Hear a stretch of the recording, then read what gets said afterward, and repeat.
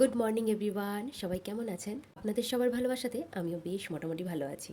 তবে কি জানেন তো, বিয়েবাড়ি থেকে আসার পরে না শরীরটা একটু খারাপ হয়ে গেছে। আসলে পরপর দুদিন বেশ অনেকটাই জামা কাপড় ধোয়াধুয়ি করে নিয়েছি, বেশ অনেকটা জলও ঘাঁটা হয়ে গেছে। আর তাছাড়া এখানের জল ওখানের জল সব কিছু মিলিয়ে একেবারে পুরো ঠান্ডা লেগে গেছে। একটুখানি শরীরটা খারাপ লাগছে, ওষুধ খেয়েছি, সব ঠিক হয়ে যাবে। যাই হোক, শরীর খারাপ হয়েছে বলে যে চুপচাপ হাত গুটিয়ে বসে থাকবো সেটা তো করলে চলবে না।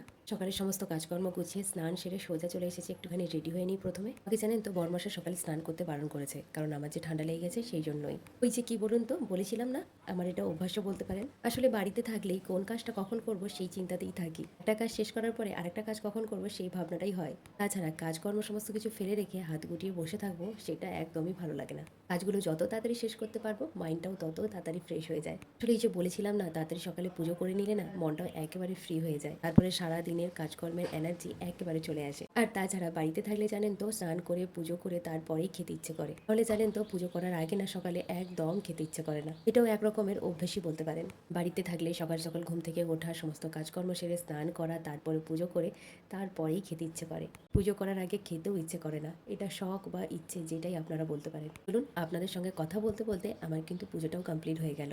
আমার পুজো, গোপুসোনাকে খাওয়ানো সবটাই কমপ্লিট হয়ে গেছে। চলুন তাহলে আর কি, আমাদের সকালে জলখাবারের ব্যবস্থাটাও করে নিই। আর সকালে জলখাবারে বানাচ্ছি বেগুনি। আজ শনিবার, এদিকে কিন্তু ছেলের স্কুল ছুটি, তবে বর্মশাই ডিউটি আছে। ছেলের স্কুল নেই যেহেতু, সেই জন্য সকালের রান্না বান্না সেভাবে কোনো তাড়াহুড়ো নেই। ধীরে সুস্থে সকালে জলখাবারটা বানিয়ে সবাই মিলে একসঙ্গে ব্রেকফাস্টটা সেরে নিই। একদিকে বর্মশাই ডিউটি বেরিয়ে যাবে, আর একদিকে আমিও ধীরে সুস্থে রান্নাটা বসিয়ে দেবো। আজ দুপুরে তেমন কিছুই রান্না বান্না করিনি। আসলে জানেন তো, শরীরটা না অনেকটাই খারাপ লাগছে। ধীরে সুস্থে সমস্ত কাজকর্ম গুছিয়ে ভাবলাম চলুন, এই ব্যাগের মধ্যে কিছু কসমেটিক্সের জিনিসপত্র রয়েছে, জুয়েলারিও রয়েছে, ওগুলো একটু সুন্দরভাবে গুছিয়ে রেখে দিই। আগের দিন তো সমস্ত জামা কাপড় ধোয়াধুয়ি করে সুন্দরভাবে গুছিয়ে রেখে দিয়েছি। একটা করে সমস্ত ব্যাগের জিনিসপত্রগুলো গুছিয়ে নিয়েছি, বাকি ছিল আমার এই ছোট্ট ব্যাগটা। এই ব্যাগের মধ্যে আমারই সাজুগুজুর কিছু জিনিসপত্র রয়েছে, ওগুলো একটু গুছিয়ে নেব। আসলে শরীর ঠিক থাকলে সমস্ত কাজ করতে ইচ্ছেও করে, আর শরীর যদি না ঠিক থাকে কোনো কাজ করতে ইচ্ছেও করে না, আর কোনো কাজে হাত দিতে মনও লাগে না। তবে যাই হোক, রুমের মধ্যে এখানে ওখানে জিনিসপত্র ছড়িয়ে ছিটিয়ে থাকবে সেটাও দেখতে ভালো লাগে না।